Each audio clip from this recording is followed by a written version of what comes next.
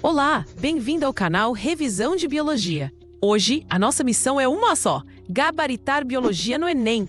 Vamos passar pelos assuntos que mais caem, como ecologia, citologia, genética e fisiologia humana, focando não só no que você precisa saber, mas em como a prova costuma cobrar cada um desses temas. E olha, sempre que possível, respondemos perguntas nos comentários. Então, se alguma dúvida pintar no meio do caminho, ou se você tiver alguma história de estudo para compartilhar, manda bala aí embaixo. A ideia é criar uma comunidade onde todo mundo se ajuda a chegar lá. Vamos começar pelo campeão de audiência no Enem, ecologia. Esse tema não só aparece muito, como costuma vir disfarçado em questões de atualidades, sobre problemas ambientais e sustentabilidade. Então, dominar a ecologia é praticamente uma obrigação. Para começar, vamos alinhar os conceitos básicos. Pense num organismo tipo um capibara. Um monte de capivaras vivendo juntas numa área formam uma população. Agora junte as capivaras, as árvores, os jacarés e os passarinhos daquela mesma área. Isso é uma comunidade, ou biocenose.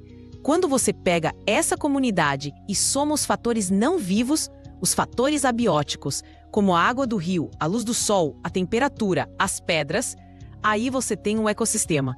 É o conjunto dos seres vivos e do ambiente onde eles vivem. E mais importante, como eles interagem. E a soma de todos os ecossistemas do nosso planeta forma a biosfera. É como montar um quebra-cabeça, do menor para o maior. Organismo, população, comunidade, ecossistema, biosfera. Dentro de um ecossistema, a coisa mais fundamental que acontece é o fluxo de energia. E isso nos leva às cadeias e teias alimentares. Pensa numa cadeia alimentar como uma rua de mão única. A energia entra e segue um caminho. Quem começa tudo? Os produtores. São os seres autótrofos, como as plantas e as algas que fazem fotossíntese.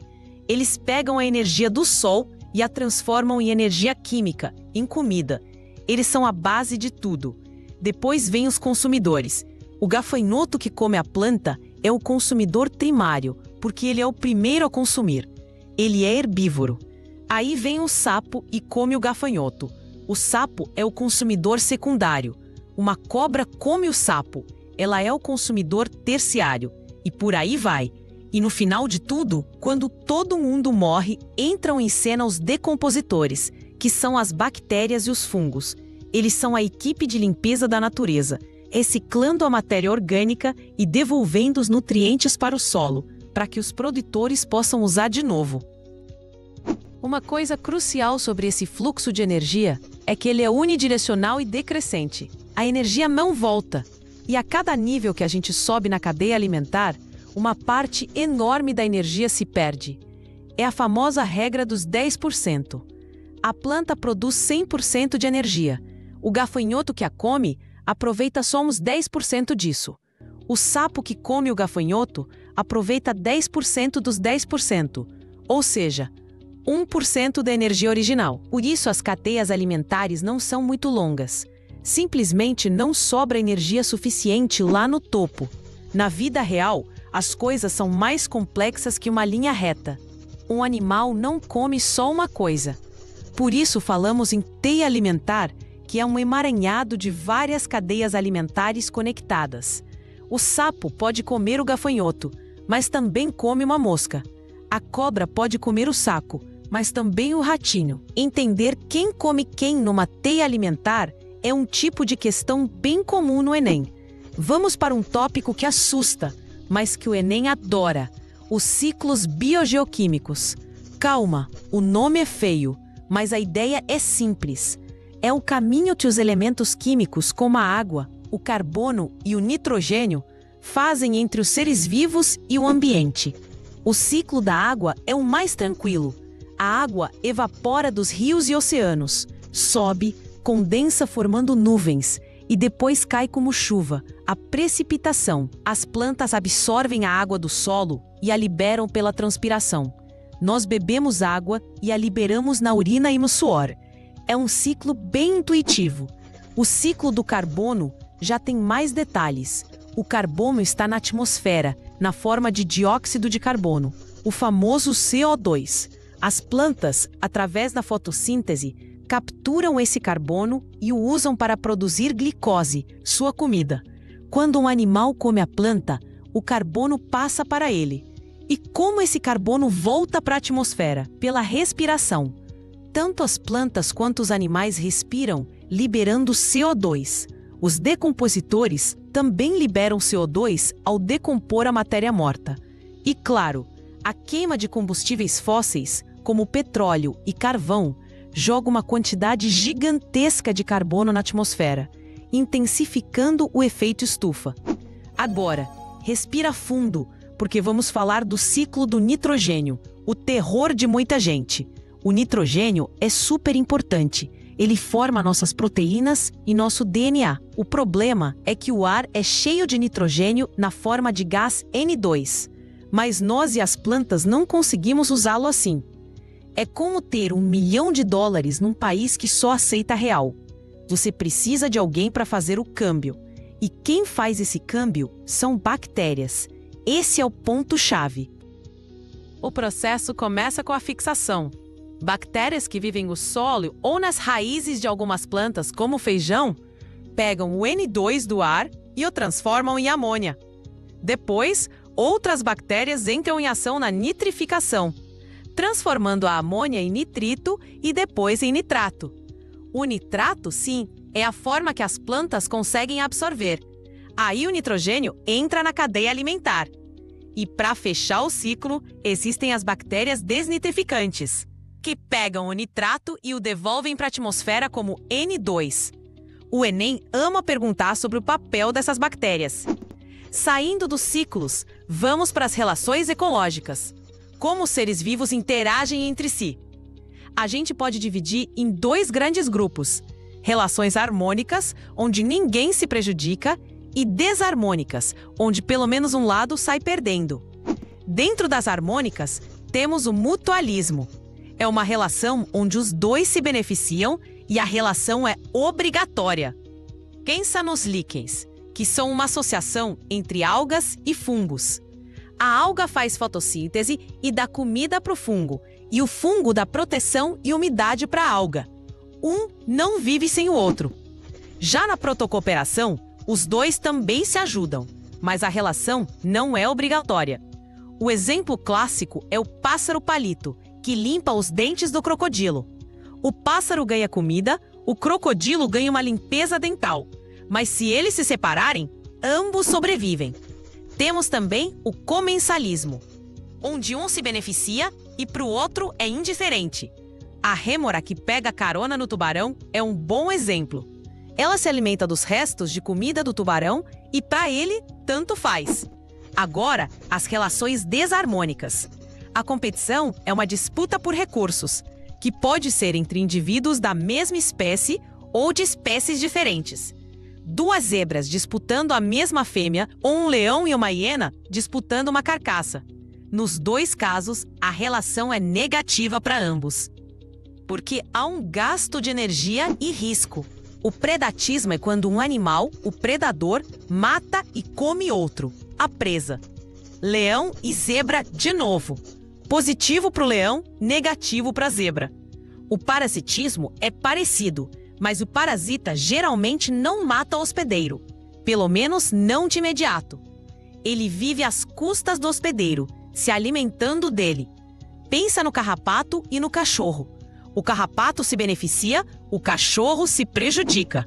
E, por fim, o amensalismo, onde um organismo libera substâncias que prejudicam ou inibem o crescimento de outro, sem ter nenhum benefício com isso.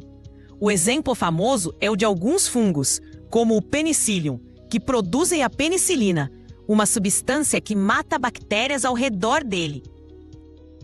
Para fechar a parte de ecologia, vamos aos problemas ambientais que são figurinha carimbada na prova.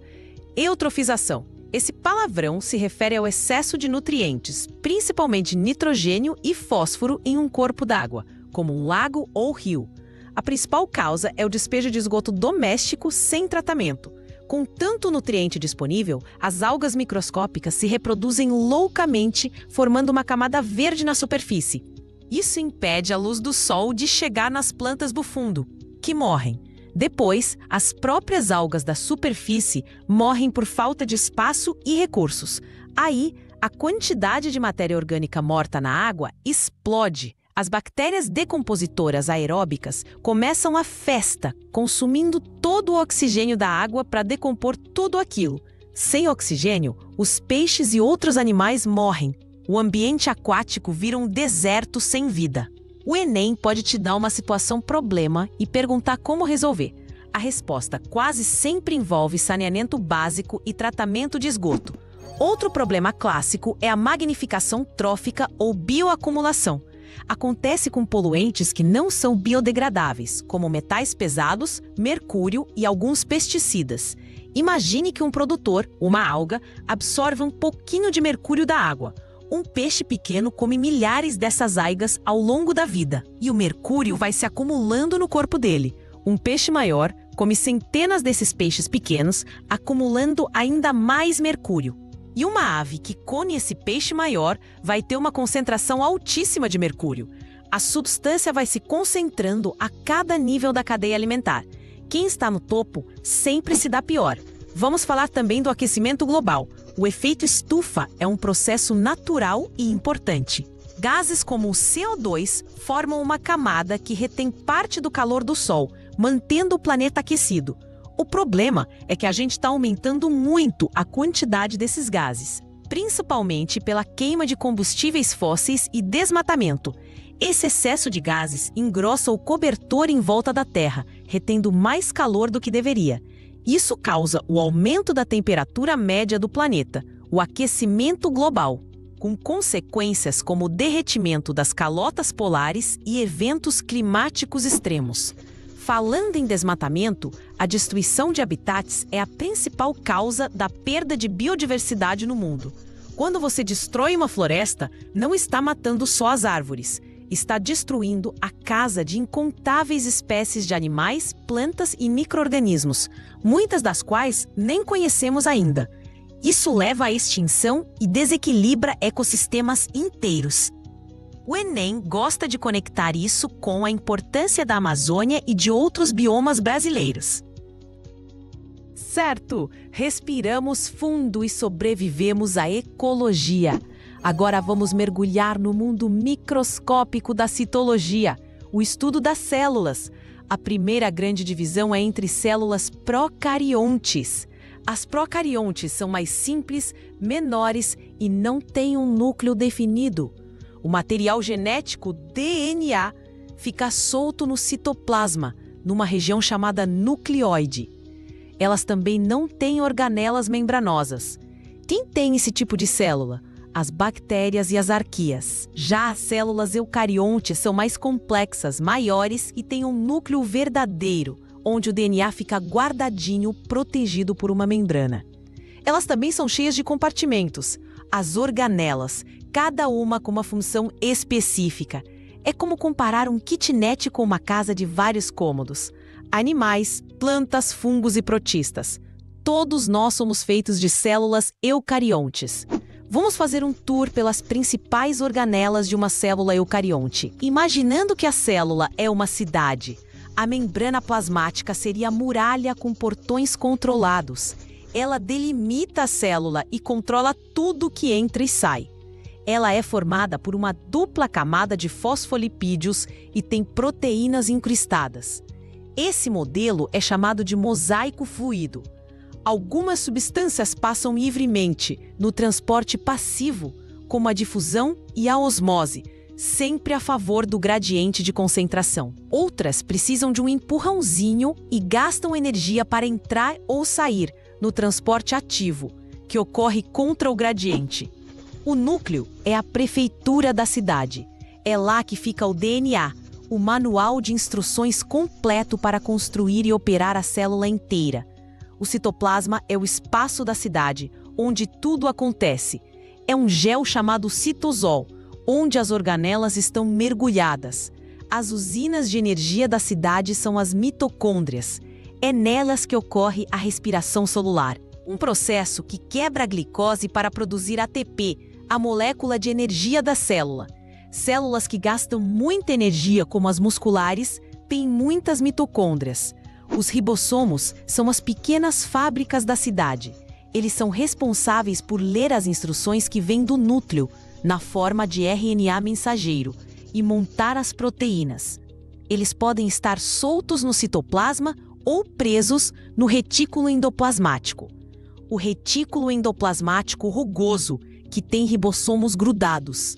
Parece um sistema de esteiras de fábrica, produzindo proteínas que serão enviadas para fora da célula ou para outras organelas.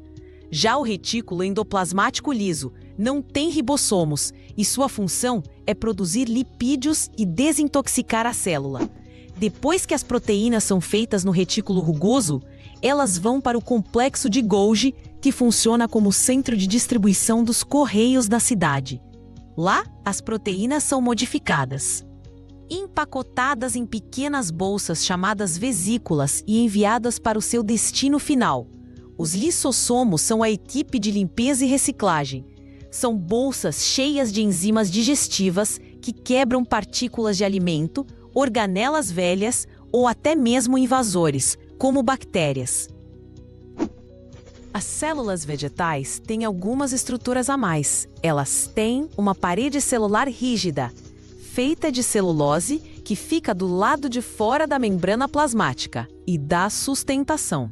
Elas têm um grande vácuo central, que armazena água e sais e ajuda a manter a forma da célula. E claro, tem os cloroplastos, que são as usinas de energia solar. É nos cloroplastos que acontece a fotossíntese, o processo que usa a luz do sol para transformar dióxido de carbono e água em glicose e oxigênio. Falando em energia, é bom entender a diferença entre respiração celular e fotossíntese. A fotossíntese produz a comida, glicose, e a respiração celular quebra essa comida para liberar a energia contida nela. Uma é o inverso da outra. Fotossíntese consome CO2 e água e libera glicose e oxigênio. Respiração celular consome glicose e oxigênio e libera CO2 e água. As plantas fazem os dois processos. Elas fazem fotossíntese para produzir comida e respiram para usar essa comida. Nós, animais, só respiramos. Um último tópico importante em citologia é a divisão celular. As células não vivem para sempre, elas precisam se multiplicar. Existem dois tipos de divisão, mitose e meiose. A mitose é um processo de Xerox. Uma célula-mãe se divide e forma duas células filhas exatamente iguais a ela, com o mesmo número de cromossomos.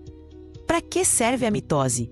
Para o crescimento do organismo, para a reposição de células velhas ou danificadas, como quando a gente se corta e a pele cicatriza. Já a meiose é um processo para a produção de gametas, espermatozoides e óvulos. Nesse caso, o objetivo não é criar cópias. Uma célula-mãe se divide duas vezes, formando 4 células filhas com metade do número de cromossomos da célula original.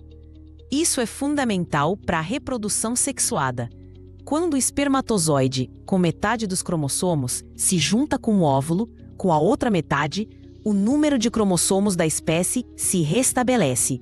A meiose também é importante porque ela gera variabilidade genética, graças a um evento chamado crossing over ou permutação, onde os cromossomos homólogos trocam pedacinhos entre si. É como trocar figurinhas, o que cria novas combinações de genes.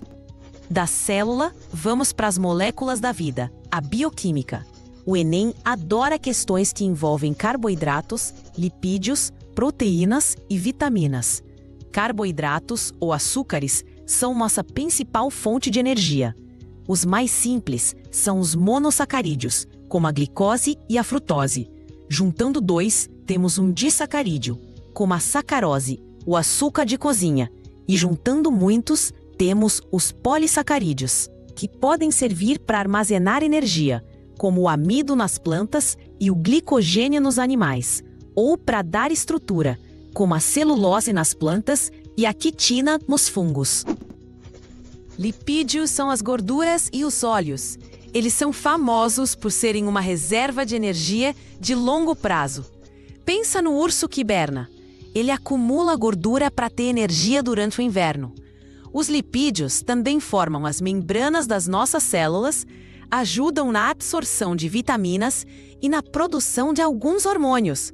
O colesterol, por exemplo, que tem má fama, é um lipídio essencial para o nosso corpo, mas em excesso pode causar problemas.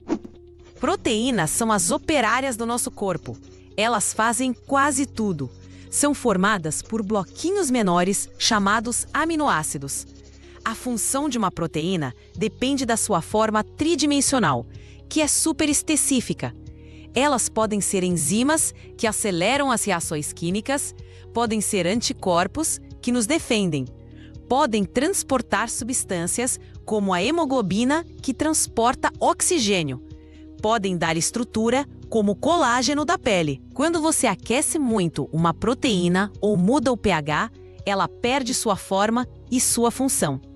É o que acontece quando você frita um ovo.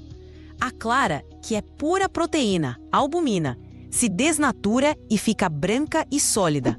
As enzimas merecem um destaque. Elas são catalisadores biológicos.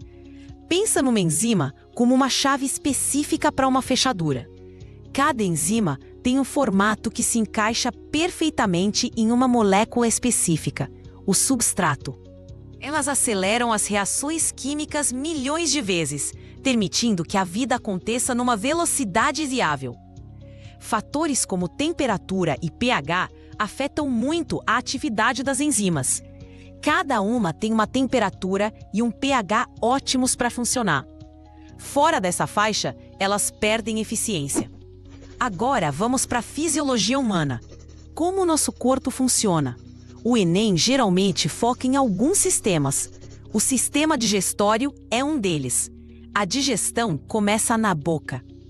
Com a mastigação, digestão mecânica, e a ação da saliva, que tem a enzima amilase salivar, ou ptialina, que começa a quebrar o amido. O alimento desce pelo esôfago e chega ao estômago, um ambiente superácido.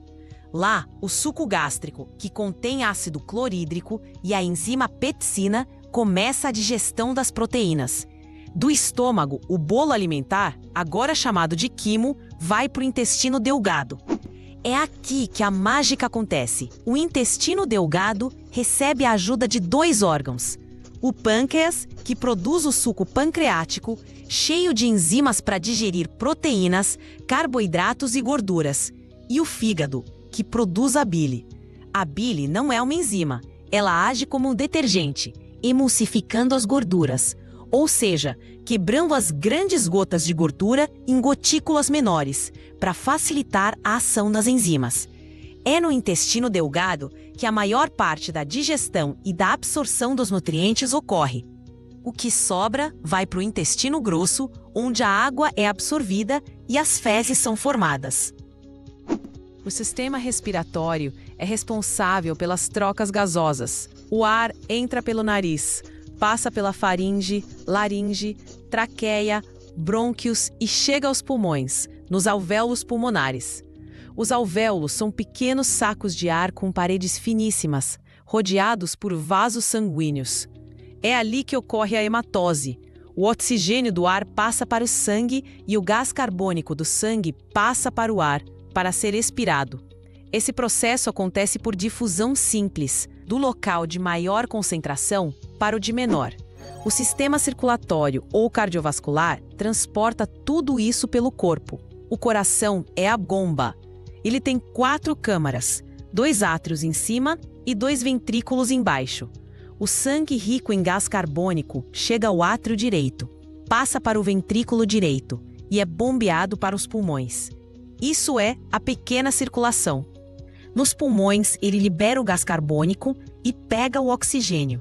Esse sangue, agora oxigenado, volta para o coração. No átrio esquerdo, passa para o ventrículo esquerdo e é bombeado com força para o corpo todo. Essa é a grande circulação. Uma dica: artérias sempre levam o sangue para fora do coração e veias sempre trazem o sangue de volta para o coração. O sistema excretor principalmente os rins, funciona como um filtro para o sangue. O sangue passa pelos rins, que retiram as impurezas, como a ureia e o excesso de água e sais, formando a urina. A urina desce pelos ureteres. É armazenada na bexiga e eliminada pela uretra. Os rins também são cruciais para controlar a pressão arterial e o equilíbrio de água no corpo. O sistema endócrino usa mensageiros químicos, os hormônios, para controlar diversas funções. 2 hormônios que o Enem adora são a insulina e o glucagon, ambos produzidos pelo pâncreas. Eles controlam o nível de açúcar no sangue. Depois de uma refeição, o nível de glicose sobe. O pâncreas libera insulina, que avisa as células para pegarem a glicose do sangue e usá-la ou armazená-la. Se você fica muito tempo sem comer, o nível de glicose cai. O pâncreas libera o glucagon, que faz o fígado liberar a glicose que estava armazenada, normalizando os níveis. Pessoas com diabetes tipo 1 não produzem insulina, por isso precisam injetá-la. Outro tema quente em fisiologia é a imunologia. Nosso sistema imune nos defende de invasores. Temos uma imunidade inata, que já nasce com a gente, e uma imunidade adquirida, que desenvolvemos ao longo da vida. As vacinas são o exemplo perfeito de imunização ativa. A vacina introduz no nosso corpo um antígeno, que é uma parte do patógeno, o vírus ou a bactéria, enfraquecido ou morto. Nosso corpo não fica doente, mas aprende a reconhecer aquele invasor e produz células de memória e anticorpos. Se um dia a gente entrar em contato com o patógeno de verdade, nosso corpo já sabe como lutar e a resposta é rápida e forte. O soro é diferente. É uma imunização passiva. O soro já contém os anticorpos prontos. Ele é usado em emergências, como numa picada de cobra. Você não tem tempo para o seu corpo produzir os próprios anticorpos. O soro te dá a defesa pronta, mas não gera memória imunológica. Vamos para a genética. Tudo começa com Gregor Mendel, o monge que estudava ervilhas. A primeira lei de Mendel, ou lei da segregação, diz que cada característica é determinada por um par de fatores. Hoje, chamamos de genes alelos, que se separam na formação dos gametas. Cada gameta leva apenas um fator de cada par. A gente representa os alelos com letras. Maiúscula para o dominante, azão, e minúscula para o recessivo, azinho. Um indivíduo azão é homozigoto dominante. Um azinho é homozigoto recessivo. E um azinho é heterozigoto. O Enem adora problemas de cruzamento que exigem o uso do quadro de Punnett para calcular as probabilidades. A segunda lei de Mendel, ou lei da segregação independente, fala sobre a herança de 2 ou mais características ao mesmo tempo. Ela diz que os fatores para características diferentes se separam, de forma independente uns dos outros, durante a formação dos gametas. Isso só vale para genes que estão em cromossomos diferentes. Mas nem tudo é tão simples quanto as ervilhas de Mendel. Existem casos de ausência de dominância, como na flor maravilha, onde o cruzamento de uma flor vermelha com uma branca gera uma flor rosa. Existe a codominância, como no nosso sistema sanguíneo ABO, onde os alelos IA e IB se expressam juntos no sangue tipo AB. Falando nisso, sistema ABO e fator RH são temas muito comuns. Lembre-se que o tipo O é o doador universal de hemácias e o tipo AB é o receptor universal. O coração da genética moderna está no DNA. O DNA é uma molécula em dupla hélice, formada por 2 fitas enroladas. Cada fita é uma sequência de nucleotídeos. Cada nucleotídeo tem um fosfato, um açúcar, desoxirribose e uma base nitrogenada. As bases são adenina, timina, citosina e guanina. A adenina sempre se liga com timina, A com T, e citosina sempre se liga com guanina, C com G. Essa sequência de bases é o código genético, a receita para fazer um ser vivo. O RNA é uma molécula parecida, mas tem algumas diferenças. Ele é de fita simples, o açúcar é a ribose e no lugar da timina ele tem a uracila. Então no RNA, a adenina se liga com a uracila, A com U. Existem 3 tipos principais de RNA. O RNA mensageiro, RNAme, que copia a informação do DNA no núcleo e a leva para o citoplasma. O RNA transportador, RNAT, que transporta os aminoácidos. E o RNA ribossômico, RNA, que forma os ribossomos. O processo de produção de uma proteína, chamado de síntese proteica, acontece em duas etapas.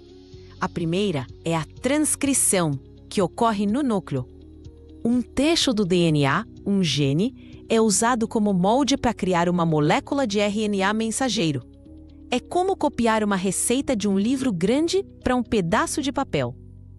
A segunda etapa é a tradução, que ocorre no citoplasma, nos ribossomos. O ribossomo lê a sequência de bases do RNA mensageiro, de 3 em 3. Cada trio é um códon. Cada códon corresponde a um aminoácido específico. O RNA transportador traz o aminoácido correto e o ribossomo vai unindo os aminoácidos para formar a proteína. Evolução é outro tema que aparece com frequência. A ideia central é que as espécies mudam ao longo do tempo. As duas teorias mais famosas são as de Lamarck e Darwin. Lamarck propôs a lei do uso e desuso, que dizia que as partes do corpo mais usadas se desenvolviam e as menos usadas atrofiavam. E a lei da herança dos caracteres adquiridos, que dizia que essas características adquiridas em vida seriam passadas para os filhos.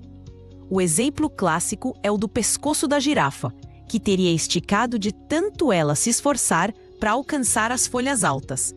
Hoje sabemos que isso não está correto. Se você malhar muito e ficar forte, seu filho não vai nascer musculoso por causa disso. Darwin, por sua vez, propôs a teoria da seleção natural. A ideia de Darwin é que, dentro de uma população, existe variação. Existem girafas com pescoço um pouco mais curto e outras com pescoço um pouco mais longo. Em um ambiente onde o alimento está no alto, as girafas com pescoço mais longo têm uma vantagem. Conseguem se alimentar melhor, sobrevivem mais e, consequentemente, deixam mais descendentes, que herdam essa característica. Com o tempo, a população de girafas passa a ter, em média, pescoços mais longos. O ambiente seleciona os indivíduos mais bem adaptados. A seleção natural atua sobre a variabilidade que já existe. As evidências da evolução são várias. Os fósseis nos mostram como eram os seres vivos do passado e nos permitem traçar linhagens evolutivas. A anatomia comparada nos mostra órgãos homólogos, que têm a mesma origem embrionária, mas funções diferentes, como o braço humano, a asa do morcego e a nadadeira da baleia, indicando um ancestral comum. E a bioquímica comparada, que analisa o DNA e as proteínas de diferentes espécies, é a evidência mais forte hoje em dia. Quanto mais parecidas as sequências de DNA, mais próximas evolutivamente são as espécies. Por fim, vamos tocar em um ponto que o Enem adora misturar com tudo isso: saúde e programas de saúde. É importante conhecer o ciclo de algumas doenças, principalmente as causadas por parasitas e as transmitidas por vetores. A doença de Chagas, por exemplo, é causada por um protozoário, o Trypanosoma cruzi, e transmitida pelas fezes do inseto barbeiro. A malária também é causada por um protozoário, o Plasmódio, e transmitida pela picada do mosquito prego. As arboviroses, doenças transmitidas por artrópodes, são um prato cheio para o Enem, especialmente dengue, zika, chikungunya e febre amarela, todas transmitidas pelo mosquito Aedes aegypti. A melhor forma de prevenção é o combate ao vetor, ou seja, eliminar os focos de água parada onde o mosquito se reproduz. Saber o agente causador, vírus, bactéria, protozoário, o vetor, se houver, e as medidas de profilaxia é fundamental. A biotecnologia também tem seu espaço. Questões sobre organismos geneticamente modificados, os transgênicos, são comuns. Um transgênico é um organismo que recebeu um gene de outra espécie. Por exemplo, uma soja que recebeu um gene de uma bactéria para se tornar resistente a um herbicida. A clonagem, a terapia gênica e os testes de DNA também são temas que podem aparecer, muitas vezes com um viés ético ou social. Ufa, foi uma maratona! Cobrimos os principais pontos que você precisa para se dar bem em biologia no Enem. Lembre-se que a prova não quer apenas que você decore nomes. Ela quer que você raciocine, que conecte os conceitos com o seu dia a dia e com os problemas do mundo. Estude ecologia pensando nas notícias sobre o meio ambiente. Estude fisiologia pensando no seu próprio corpo. Estude genética pensando nas características da sua família. A biologia está em toda parte e entendê-la é entender a própria vida. Agora é revisar, fazer muitos exercícios e chegar na prova com confiança. Boa sorte!